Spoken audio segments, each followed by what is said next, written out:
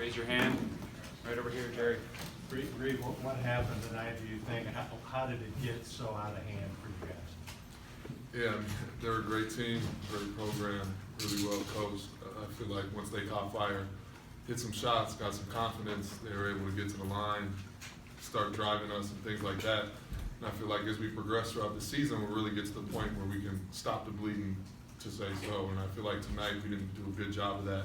They got confidence, got rhythm, and then it kind of just turned into 5, 10, 15 points.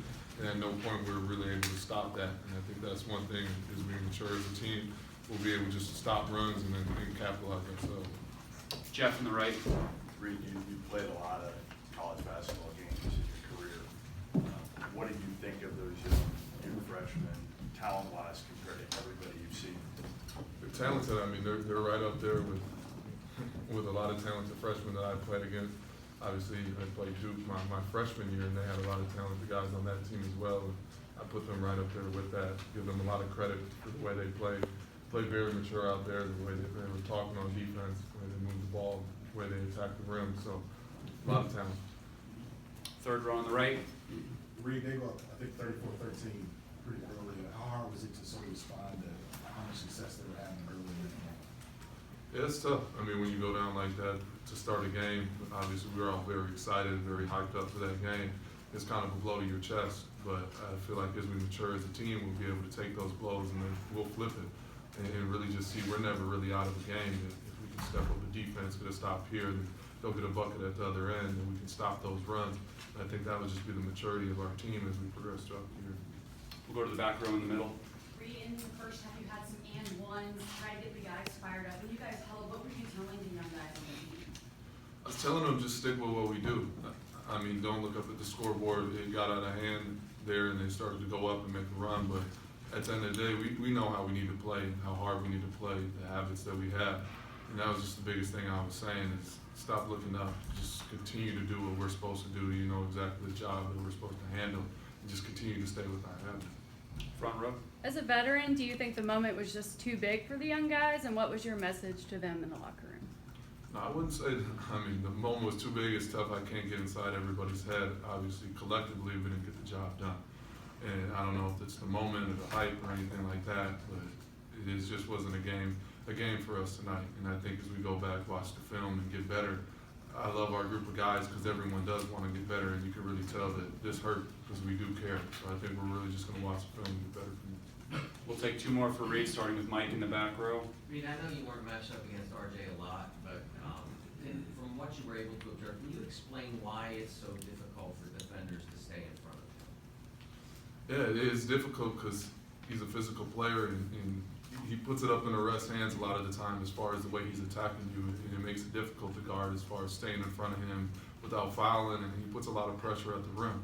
So for a player, you just got to be able to move your feet, trust that your help side is going to come over and kind of help you alter his shot when he gets up to the rim. I think that's something we didn't do well at tonight as far as the primary defender can work as hard as he wants, but we also need guys flying in there helping him out as well. We can take one more for Reed if anybody has one. Okay, second row. What was it like trying to guard Zion out there tonight? He's big, he's a physical player, fast. I mean, he got a lot of tools, so it's a challenge. I mean, we all had to work, and I think it's by committee as far as guys coming in from help side, trying to stay on them one-on-one, and I think that was great for us. I mean, for our first game to play somebody like that, it's only going to help us get better throughout the season. All right, thanks, Reed. You can head back to the locker room. We'll take questions for Coach. Second row. Cal, what surprised you most? Either them or you, but particularly your guys, what surprised you? I didn't think, look, I got to give them credit. I told Mike after, I said, you guys played great. They made shots, they passed the ball to each other, they attacked at the rim. I mean, we only created 4 turnovers.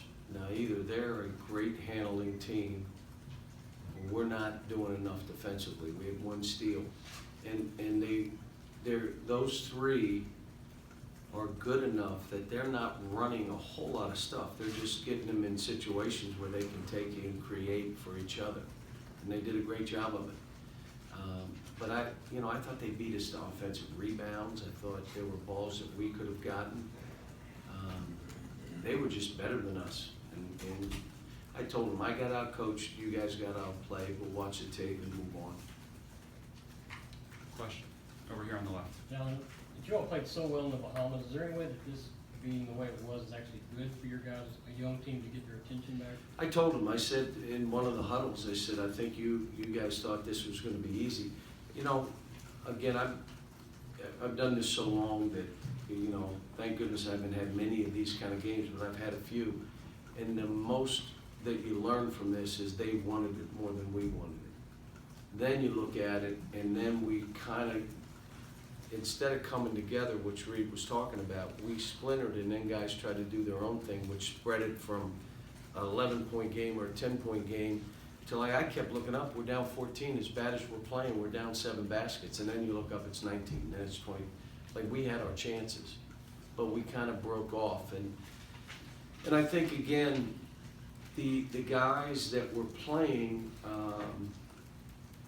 maybe better athletically to get by people than the teams we played in the Bahamas were, and I think that's played a part. But look, I haven't lost any faith in these guys because they're a bunch of good guys that are learning. I grabbed the 2-point guards and told them after down the hallway that, you know, I'm going to spend more time with you. I've got to get you guys on the same page with all of us that how we need you to play.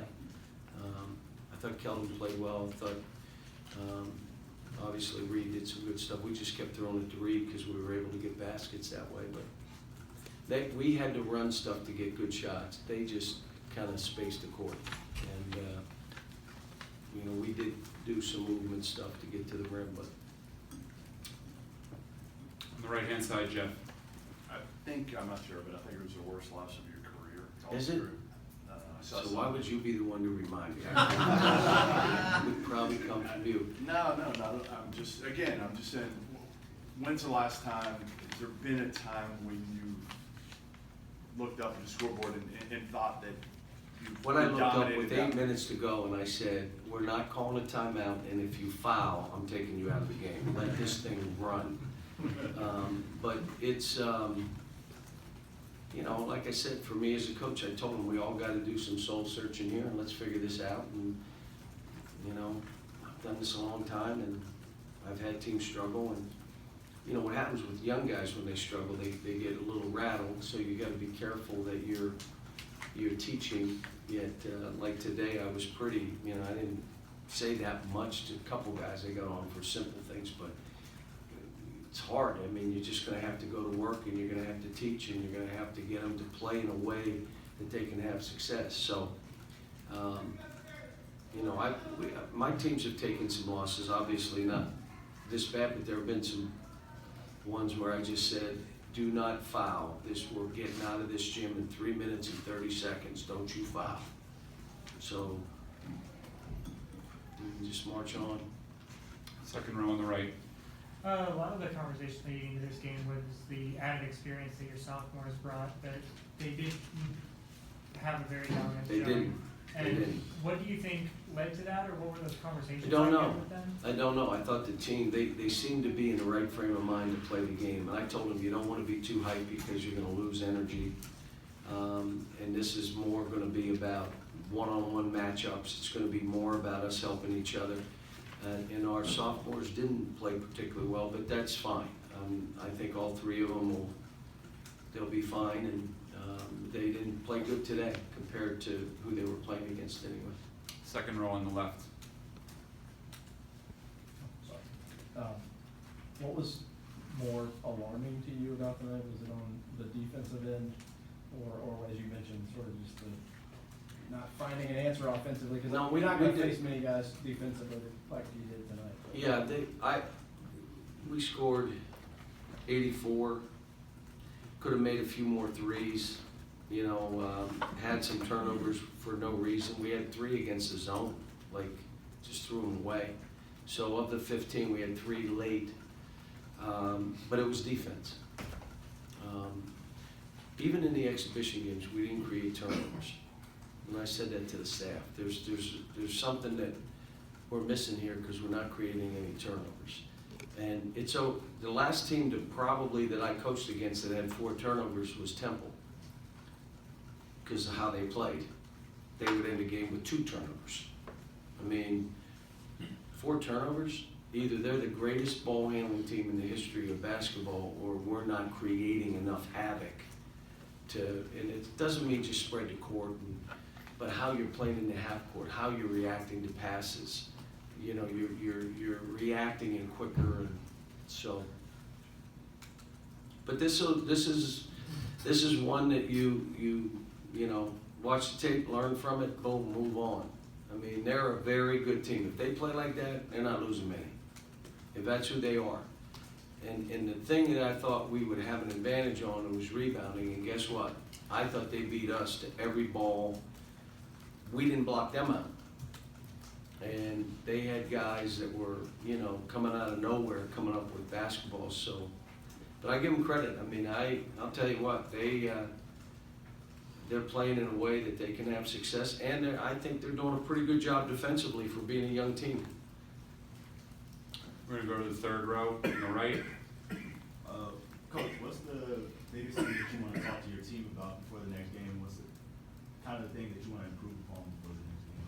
Well, we have a day off tomorrow, so we're gonna have one day to prepare for a pretty good team. Southern Illinois, who we play on Friday, who's won 20-some games and have most of their players back. So we got a tough game. It's not gonna be easy. Most of it's gonna be about us, what we have to do and how we have to play.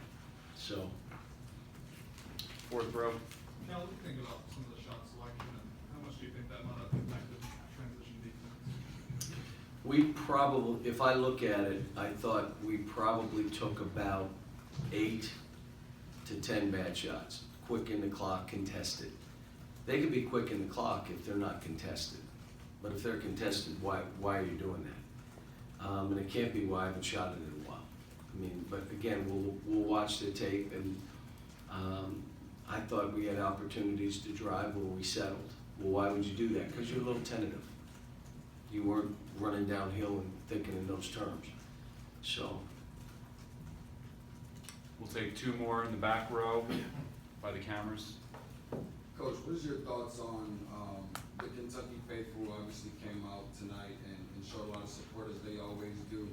And we're really, you know, obviously disappointed tonight, and some of them ended up leaving quite a bit early. Do you have any thoughts on that at all? I wasn't looking up there, but they do travel, and they'll watch this tape more than I'll watch this tape. But that's what coaching and playing in Kentucky's about. We represent the whole state, and they take pride in the program, and this hurts. You know, we understand we're playing for them. That's what we do here. And, you know, we got a ways to go. I mean, you always wish this stuff would be easier. It's never easy. And when you are the team everybody's hunting, they're not going to play a bad game.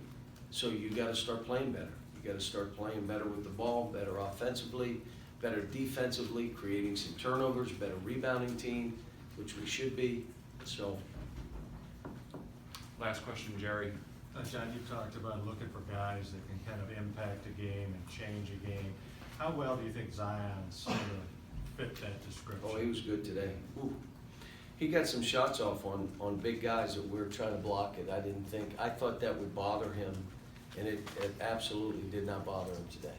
Like we had a 7-footer in there and a 6'11", and he drove right at him and put his boom and went, made him. I'm like, holy cow. But, you know, Reddish played well, Barrett played well. Those 3 were really good, and Jones had a steady game. I mean, he didn't make a whole lot of mistakes. He got them involved. And then the other kids did what they do. They were hustling and scrambling, and so they got a good team. All right, thank you.